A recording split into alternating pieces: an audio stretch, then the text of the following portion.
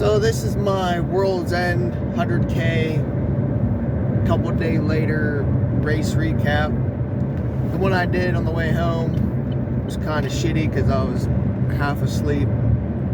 So looking at the results, I think I finished 48th overall out of like 104, I think, total finishers. Time was 16 hours, I think 41 minutes, give or take a minute or two either way. I should have looked before I started this, but whatever. It's not where I wanted to be. About an hour and 40 minutes off the pace or finish time, whatever you want to say. Obviously, if you see my other posts and videos, I had a horrible race. Just things didn't seem to go right physically. Not so much my legs, but just more of my core not being able to like regulate temperature. That was like the biggest thing that really screwed up my race. Not sure what was going on. I just never could get cooled off the whole race. So I ran hot all day, even though my heart rate was low all race. Just internally something just felt off where I was just running so hot. I know it was humid out and it was sunny, but even early on in the race, like even the first couple miles, like I knew I was getting overheated. It was running too hot for some reason at the start of the race. So it's something I have to figure out in the next couple of days before Laurel Highlands Ultra. I told people my race went sour, really went sour after mile 20. Looking at the clips that I took, every couple miles, I really didn't hit on it until a little bit later. But I do know around like the 20 range is when I just started really shitting the bed. Even though, again, I was feeling it from the start. I know I didn't even eat like my breakfast sandwich in the morning because I was just like, I just don't like, something in my stomach and my body was just like, you can't even eat this. I might eat half of it. So I don't know. Maybe it was this food that I ate the night before that just threw me off. Something. Either way, it was a lot slower than what I planned. And even a couple years ago, I put down like a 14:30, and I wasn't even trying then to put down that time. And that was when it was like the COVID year where we were running in the dark more in the morning and in the evening. So right there tells you I'm capable of dropping a time a hell of a lot lower than what I put down Saturday. So there's that. You gotta have bad races. It just seems like I keep having more and more of them. It's probably more from like burnout. My body's just not recovering. So when I'm doing longer mileage, with that 20 plus range, it just, shuts down because it's not recovered enough to actually do that kind of thing. But we'll see. Because other people, I thought maybe it was like the heat and heat acclimation, but watching other people finish and talking to some people after the race, they didn't have as much of an issue as I did. So that throws up red flags that it's on my part and not just the temperature and humidity of the race. Honestly, like, the race is hard. It's hard, but it's not the hardest race I've ever done. And I do consider it a little bit easy. I guess probably because I know what to expect and I know what I'm in for, and having done other PA races,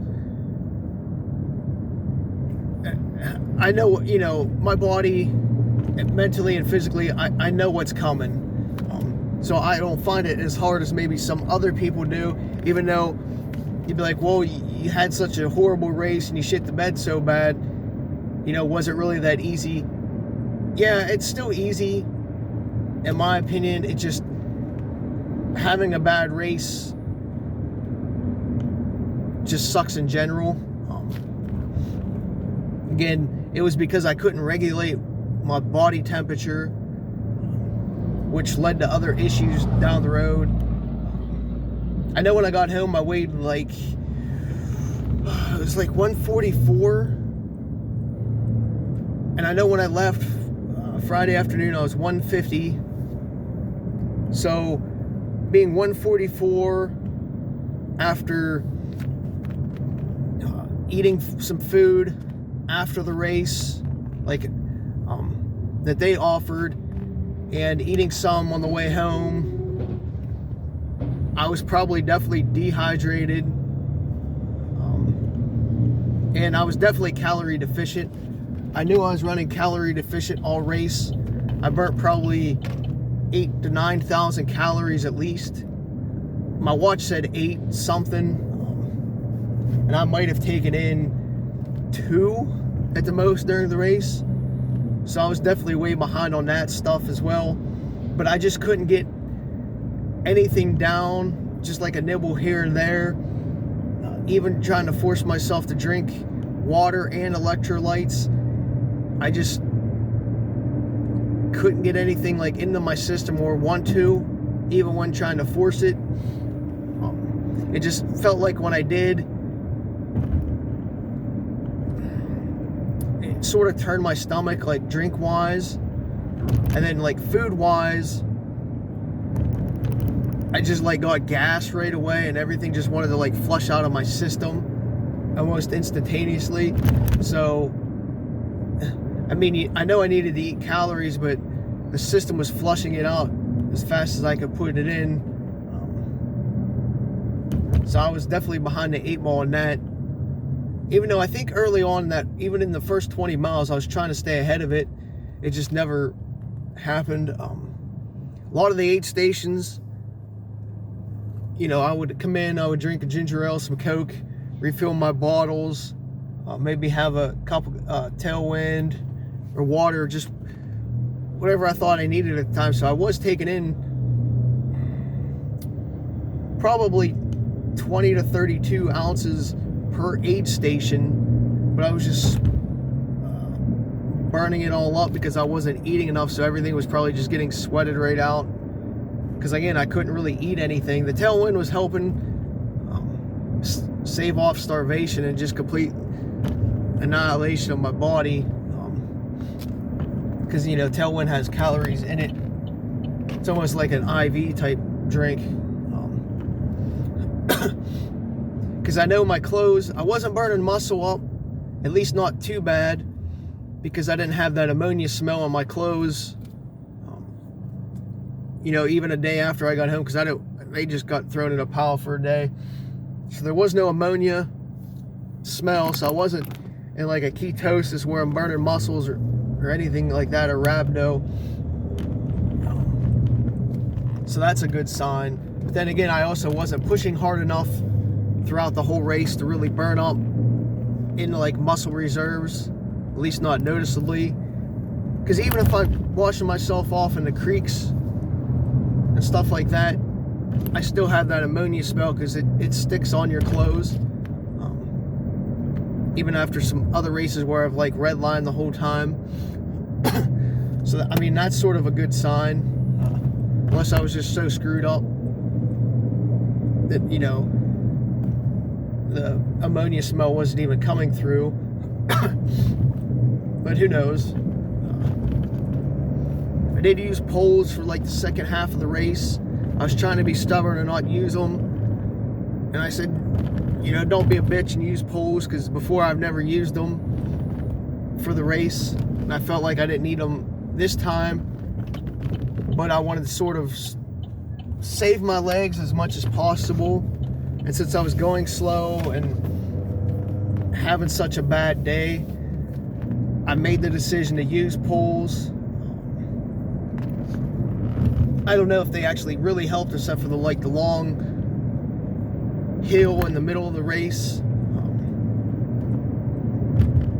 or maybe like the last downhill to try to save my quads so I could drive home. Those probably the only real 2 spots that they actually helped me at.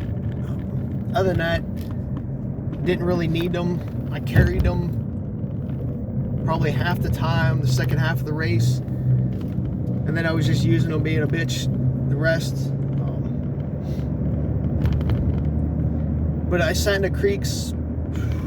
I don't know how many creeks. I just literally sat my ass down for like 5-10 minutes each time just to cool my body temp. I would submerge my wrists and ankles, because once you get those things like cooled down, it brings the rest of your core temperature down. So I made sure to do that. I know the one time right before an aid station, I was in there way too long, and then I started getting like the chills. And then when I stood up, like my muscles just got so stiff because the water was so cool, and I brought my temp down so much. I just got cooled off too much. I didn't splash myself a lot. I was wearing my mission hat, so I just kept reactivating that to keep my head cool. Did wear my neck gaiter. It's like a breathable one that's supposed to keep you cool a little bit. I don't know if that really helped. It seemed like it really warmed back up pretty quick.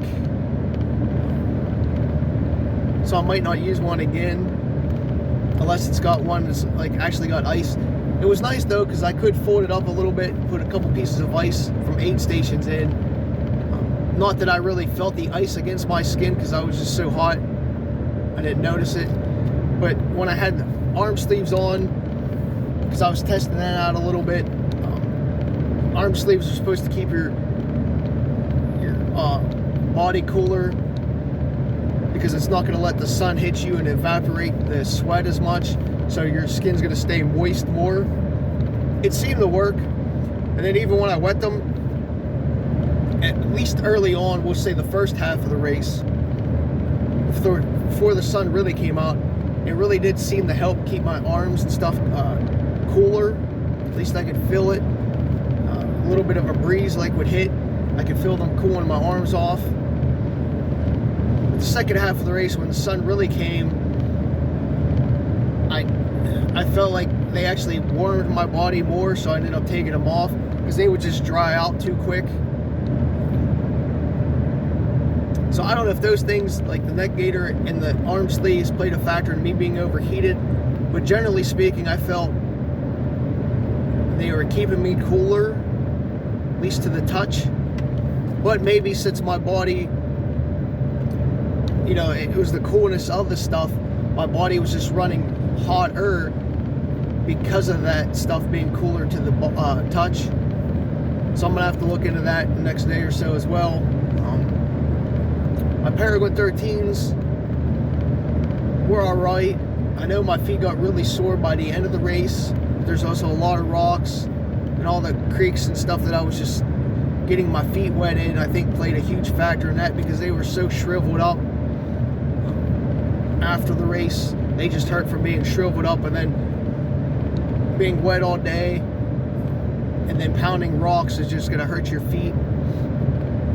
Didn't have any blisters, which was awesome. I did feel a couple hot spots on in between my toes and on my heel. So I was like, gosh, shit, I'm gonna have a ton of blisters to pop, but thankfully I didn't have any. I actually put bandages on my Achilles where sometimes when I'm racing really hard in road shoes, it makes a blister, so I was trying to prevent that. And that seemed to work out pretty good. I didn't have any issues back there, and they didn't move at all, so that was pretty nice. Putting the poles in my pack for the first half of the race, I didn't really notice them like poking me in the back, which was great. I don't know if I really noticed the weight per se either, but I'm sure if I took them out, I could definitely tell the difference. The only thing that the poles did annoy me a little bit in the back is they would, once in a while, like you'd hit like you'd be running on rocks, and they wouldn't do that little like aluminum like cling thing, and that got annoying a little bit. That's just sort of nitpicking. I try not to concentrate on that. I didn't even listen to music till probably mile 50. I just felt like, yeah, it was the second to the last full aid station. So maybe, yeah, it was like 10, whatever aid station 10 was, because it was the last drop bag aid station, is when I finally decided to put music on and try to get my mind right and not think of things. That didn't even really help. But I did take a 10-minute nap at that aid station 10 as well. I was just so tired and mentally out of it.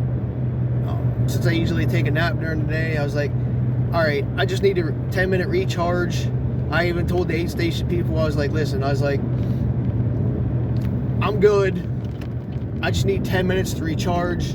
It's, you know, whatever, even though it was sort of a lie that I was just so overheated. But it was just like a mental recharge for me. Do that then, which definitely did help. And then laying on my stomach really helped, because having the my calves in the air let my body reabsorb some of the acid that was building up in there, and my calves felt way better after that 10 minutes than they had probably since like mile 15. So that was a smart move on my behalf. Kept my legs a little bit fresher, but my legs were pretty much fresh, I would say, most of the day. Maybe a little bit in my upper legs and like the quads area. They did get a little bit sore and tired, but that's just because I'm not used to like pounding on rocks for that long. And it does come to bite you in the ass a little bit, especially on some of those downhills. They're like the long, like 1.5 to 2 miles of state park downhill gravel type roads. That's what really hurt my legs. Just because it's more of like a solid surface, and trail shoes are really just take a pounding then. Even at the end, like the last, we'll say 8 miles of the race, where it's more like flat on those type of roads, that's when my legs really started hurting, just because there's really no give in that situation. So it's like just more constant like pounding on a hard surface than anything. So if anybody says it doesn't bother them, they're bullshitters. If you're actually wearing trail shoes. But the race started out good. I was taking my time. Like the plan was 15-minute average pace per mile or less. I banked a lot of time. At one point I had 57 minutes of bank time, so I would have been like a 14:03 overall finish. And that's just like if I kept 15 minutes after that, but I was like every mile I was banking like a minute here, a minute there, a minute there. A couple miles I did give up, like at an aid station, it might have been like 16 or 17, but for the most part that first 20 I was like under the 15-minute pace. So I banked that 57 minutes. So that was nice. I was going pretty good. I felt, again, relatively all right, like physically, except for the core temperature. Saw a bear at mile 13 to 15 range. I forget exactly what mileage it was, but it was in between there. There was a group of us at the time, like 7, running together.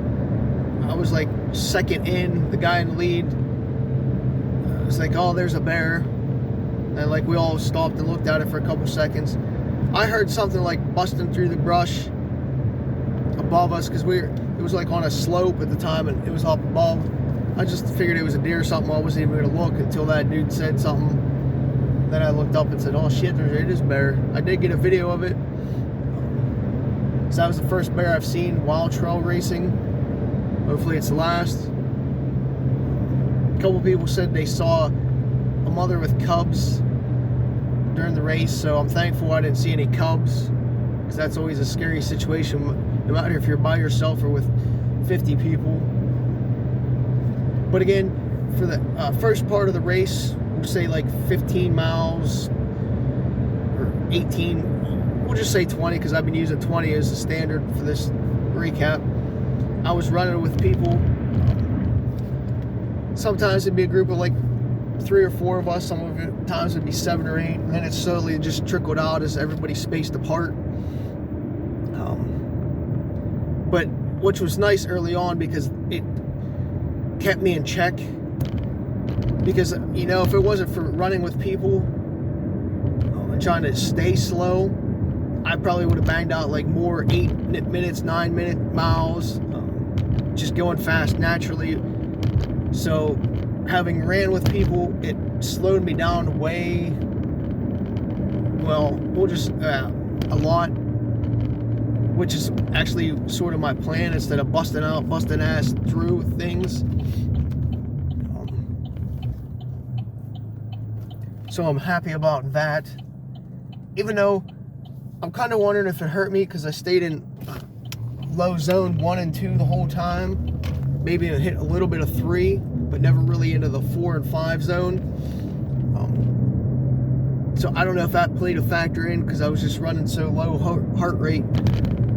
And in the conditions, I should have been revving up a little bit more, you know, to get my body in those zones. But who knows? It's a little bit more research to do.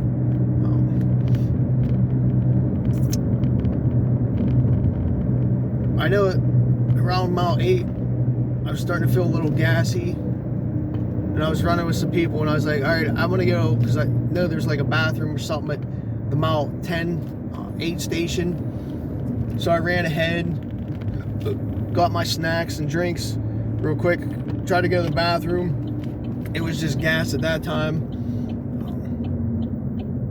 So by the time I came out of the bathroom, you know, they were all running past me. So it was good timing. But again, that shows you right there, you know, I dropped some like 8-ish, 9-minute pace. And I was, you know, very capable at that time to do so. You know, just to catch up from the bathroom, just so I could run with more people. Then we ran with each other for a couple more miles. And then I think like the next 8 stations is when we started spacing out a little bit more and more. Till I was alone later in the race. I mean, I kept running with people here and there, you know, half mile here, half mile there, whatever. As, you know, somebody wanted to run faster or slower, and I just kept letting people go around me. You know, not trying to race people or stay with people because I knew I was in bad shape. And then I, you know, try to wash off in the creeks or sit in the creeks, you know, which, and people would keep going. Did have a couple friends ask me how I was doing. I said shit, and they agreed that I looked like shit. They could tell I was having a bad time. But it happens.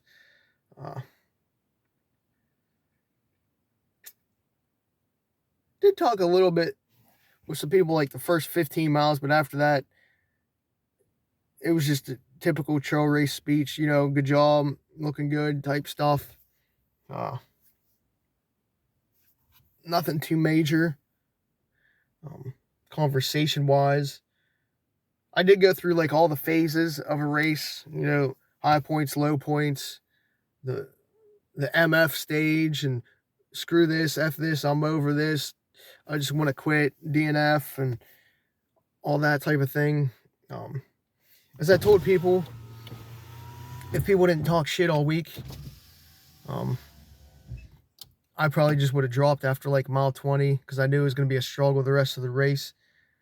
And I really didn't feel like putting my body through that. But since people talk shit, I just kept going. You know, I knew I had to finish after people talking shit. And then myself saying how easy the race is. And I know I could finish. And, you know, like the "you don't know me" David Goggins thing. People were talking shit. So I had to make sure I finished. Just so people couldn't run their mouths anymore, even though it was a very bad idea for me to do so. But I mean, at least the aid stations were all stocked pretty good when I came through. Um, I know I asked about drop bags earlier in the week being in the shade. I will say the 3 drop bags. I don't know if there's any more than 3, but the 3 that I used um, had them all in shade or at least like under a canopy, so that was awesome. So my drinks and stuff weren't uh, boiling by the time I got there. Uh, I pooped like at least 3 times during the race, if not 4. Um, like I said, everything just wasn't like the shits. It was just my body was usually using up the fuel, and it was just whatever I was eating it. Since I was burning it up so quick, it just processed it right out like it was nothing. Luckily, I had enough wet wipes. This time, I made sure to pack some and then put some in each drop bag. Um, I know the first time I went in the woods when I was coming out, I was just busting through some brush a little bit. Uh, the one girl I know, she's like, "Oh, I thought you were a bear at first," and I just thought that was kind of funny, because I came out like right as she was uh, passing me. Um, I had a lot of people cheering for me, supporting me during the race, asking me how I'm doing. I gave my honest opinion for the most part, um, except for maybe some of the aid station people sort of lied too, because if I told them if I felt shitty, and I knew I looked like shit, but if I told them I felt shitty, they might have like tried to stop me or kept me at spots a little bit longer. So I did sort of lie because the way I put it is, if I wasn't experienced in trail running and knowing my body, I probably would have had to be taken away in an ambulance, or I would have been pulled. Um, but with my experience and knowing my body, I knew what to do to like keep myself in the game until I can get some more like recovery, whether it be in a creek, some more food, or some more drink. Um, Otherwise, I should have been pulled or dropped at mile 20. Just from the issues, that would have been the actual smarter move of the day. Um, I'm still glad I finished, even though it was a struggle. Keeps me in contention for uh, finishing the Triple Crown and being on the blacklist. Um, it's just the heat, just and whatever else was going on, kicked my ass. I know after mile 50, I felt good. I took that nap, but then there's like a mile and a half, or I think the guy said like 1.7 miles of steady uphill, and I'm just like, well, I just recovered. Now I just gotta, put myself back into that deathly situation, which sucked. I think by the time I was done on that hill, that's when I was in like the fuck this, fuck that. I don't want to be here anymore. I just want to quit and be done with this, and tired of running uphill stage. If you watch my clip reel, you'll see it. It's kind of interesting. Uh, but I guess you have that. I just needed the vent at some point to like somebody like how bad I was suffering, and I really couldn't do that. That might have helped. Mhm. I know at the last aid station, my buddies and stuff were there, which is like miles or whatever, 6 miles from the finish, or 5.9, whatever, call it 6 miles. Um, my stomach was definitely turning a lot more there when I was trying to eat stuff. And then they gave me a couple ice bags. They put one in my back. I didn't even know it until yesterday when I cleaned out my vest. I was like, huh, there's a bag of water here that must have been ice. Like, I didn't feel it in my back at all. And then the other bag, I had a huge bag of ice, and I put it um, against my skin, underneath my shirt, so like the vest and stuff would hold it in place. And I'll tell you what, I didn't even feel the ice on my chest at all until I literally took my hand and pressed really hard against my chest, and then I could feel the coldness just a little bit. Um, I don't know if it's because like the rib cage is there, so there's not so much nerves, but I was just so hot at the time, like the ice was just not even playing a factor in cooling me down. But at that last aid station, I actually picked up my waist lamp for night ops because it was about dark. And I changed my batteries out my headlamp just because I didn't know how long it was going to take me to finish those 6 miles, even though I probably still had enough battery in the batteries I had in it. I just wasn't going to scramble because I didn't have the energy do anything. The last mile, which is downhill, took my time. I used my poles because, as shitty it is going down that hill, I had to drive home yet, and my quads were already getting beat up from earlier in the race. So I used my poles just to steady myself because I didn't want to fall with like a mile left in the race and not be able to finish. So I played that smart.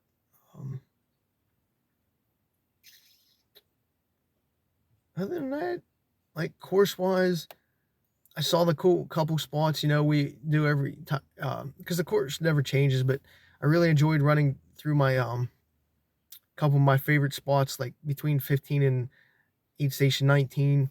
That's drops us down along the creek. So we're running on these like big rocks with the creek right beside us. I always love that part of the race. It's just something different, and it just feels cool to be able to do that. Like the first couple miles of the race sucked. That was in the dark, and we were running slow, and it's like a conga line a little bit. The lead pack actually took us off course a little bit, like maybe 50 yards or something, in some brush. And back on the road, we were supposed to stay on the road. I did get taken off course 2 other times during the race by people I was following, which got annoying. One time it was a couple of tenths up a hill. And I was like, thank you for giving me more elevation than I needed. Things like that. And another time, just people just not paying attention. But with the course being dry, the driest it's ever been that I've ran it, even with the 50K parts, it just made things so much harder, and I think harder. I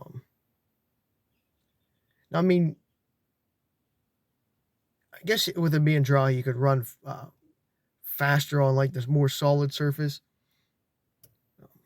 But with it being wet, it just usually keeps things cooler, and you can cool yourself off a little bit more. It wasn't really too dusty per se, but it just, I don't know. I think because not being wet and like moist as other years, the surface wasn't as forgiving. So like your legs are pounding a lot harder than it would be if the ground was a little bit moist. It would give you a little bit more cushion. That really, I think, helps in other years. I could be wrong. There was a couple deer you could tell just got tore up on the course because you could just see like hair scattered over like a 5-yard radius of the trail, just like something ate a deer and it just got like torn apart from animals and stuff. I didn't really see any other wildlife, maybe some butterflies and some birds besides the bear. Don't remember seeing any deer or rabbits. Didn't see any snakes, thankfully, or anything wild. I know volunteers were very generous and helpful.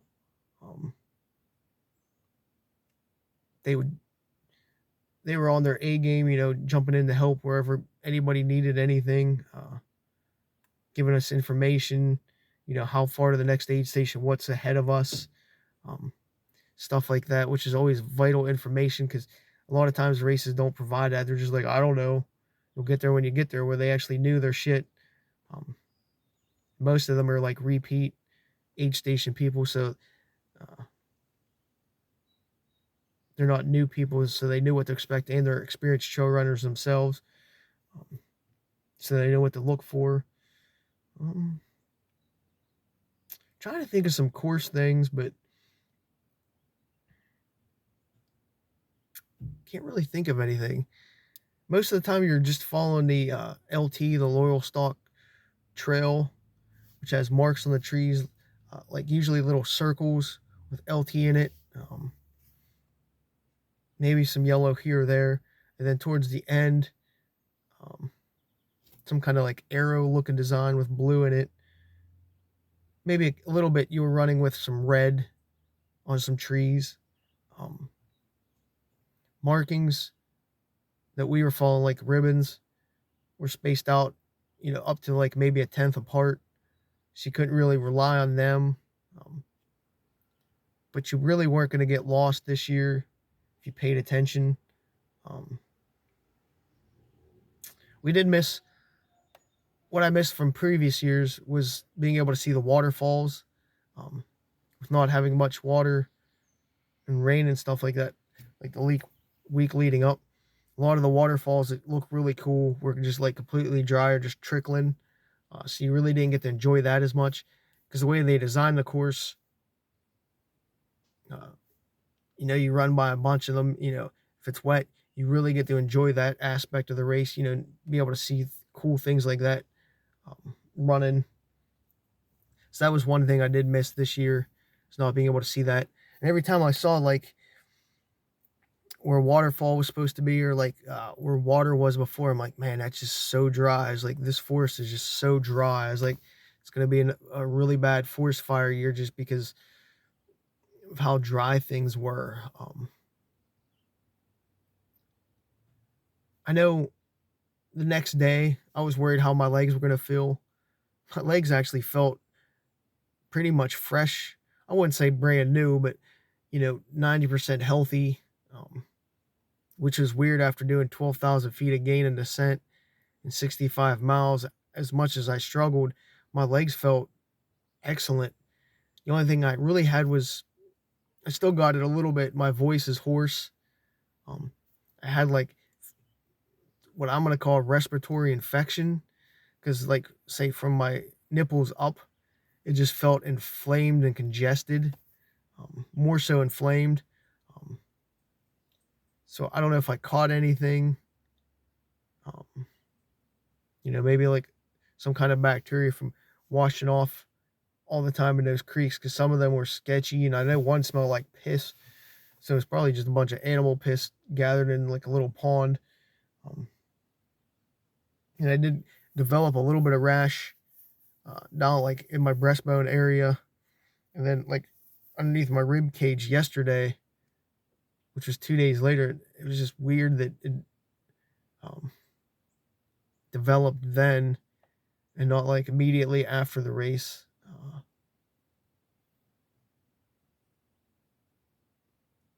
I'm just mentally not back yet. I know the last 2 days I slept probably 16 hours both days, if not more, probably closer to 18 to 20. I just felt so drained. I just kept falling back asleep. I'm going to take a nap as soon as I'm done with this. But I left the race at 11:30. I didn't get home till 4:45 in the morning. So that's like 5.5 hours or something. And the drives were only supposed to take like 3:15-ish. I was just driving so slow. I was probably doing 55 and a 70 just because every time I'd speed up, like my eyes was like, oh, you can't do this. You have to slow down. And I was just so tired. I ended up taking a 10-minute nap, like 15 minutes from leaving the race.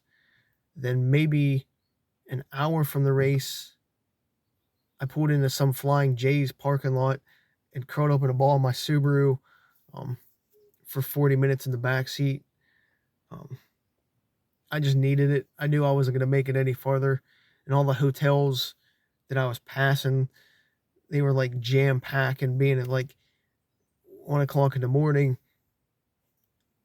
is there going to be anybody at the front desk? How much more are they going to charge you for coming in that late? And then you have to like actually get up and leave by like 10 or 11. And I figured once I fell asleep, I wasn't waking up until my body decided to. So that's why I wanted to come home and I struggled. And I had to get food at Sheets and Danny Glow because that was the only place open. Because Evansburg, damn light up in Evansburg, I was at the light for probably 7-8 minutes. I just said fuck this, and then I was just like, I'm just gonna go to Danny Glow. Um, uh, Other than that, I didn't really get to talk to too many people post race because this year, like, really none of my friends went. Um, Not as many as they did before. So I was like a lone wolf after the race. I mean, I knew people, but like my closer friends just like weren't there this year, so it was sort of anticlimactic too because I wasn't necessarily waiting for a bunch of people to finish, or people weren't waiting for me to finish. Um, so that was a little disappointing. So like after I finished, I was waiting around like 20 minutes, 30 minutes, and I'm like, all right, I'm gone because there was no point.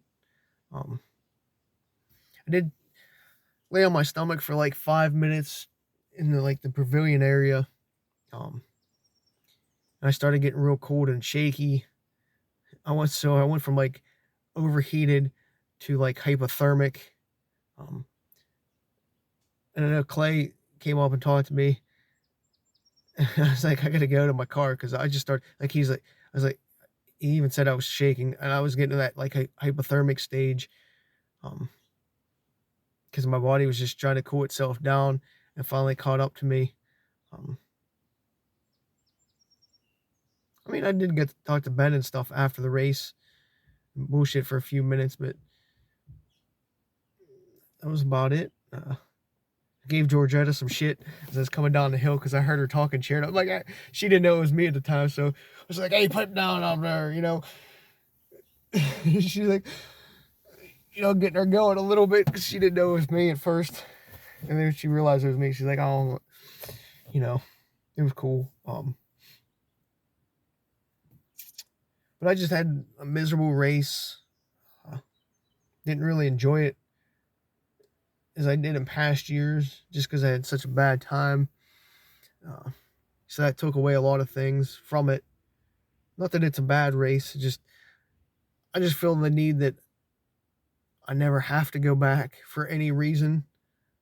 I'm sure I could come up with one, but I really have no desire to ever go back since it's the fourth time I've been there, 250Ks and 200K.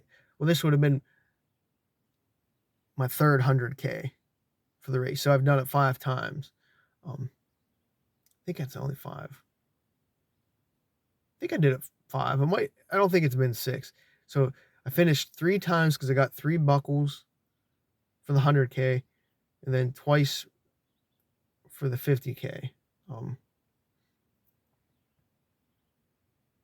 So it's one of those races, I know I could finish. I know I could struggle through.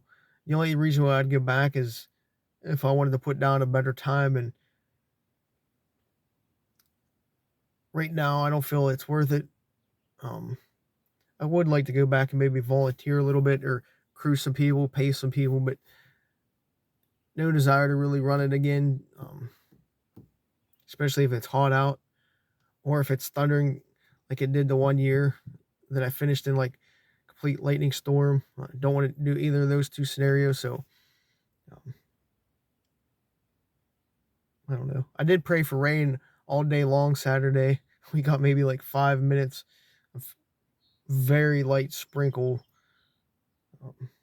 so that sucked.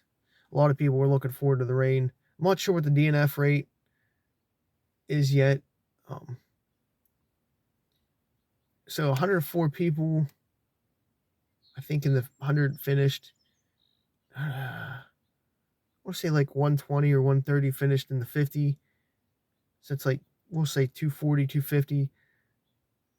And then like, I want to say like 340-ish were registered. So I don't know how many didn't show or DNF. So I'm kind of curious to see what the rate is compared to other years. I guess that's about it. Because my race reports from other years, you'll be able to like see some more of the course stuff that I'm probably missing now, but it's just a typical PA trail race. You got some switchbacks, got a lot of uphills because it's 12,000 feet. There's really not much rolling. I mean, you're either going up or you're going down. You ain't really, doing 20 feet in a wave format. The climbs are generally substantial. Um,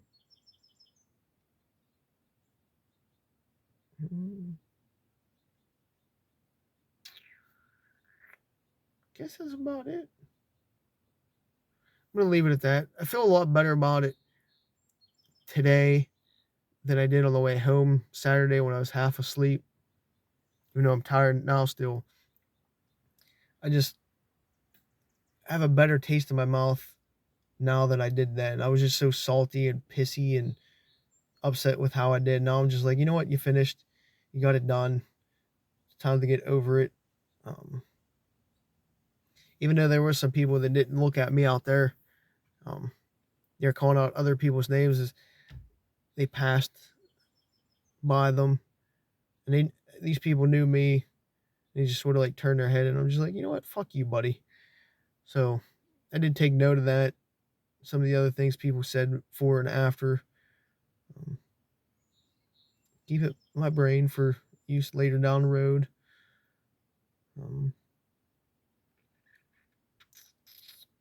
But check it out. I mean, overall it's a good race and it's a good experience.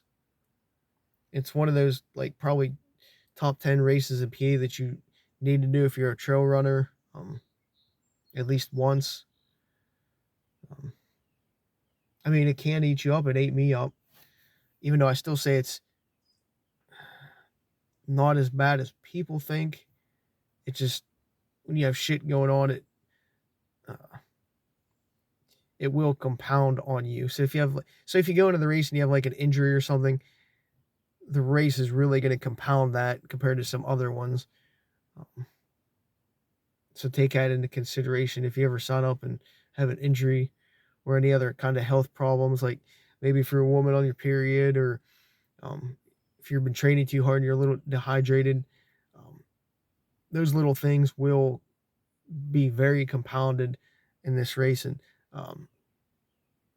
make things way worse than what you normally would expect. So there's that. I guess I'm going to leave it at that for today. But I figure this is hopefully a better recap than what I did the night of. Plus, it's actually a little bit lighter instead of like trying to do it in a dark vehicle just to stay awake. So on to the next one, which is Laurel Highlands Hiking Trail Ultra. This weekend, we'll see how I feel, if I can even start. I'll figure out the game plan later in the week.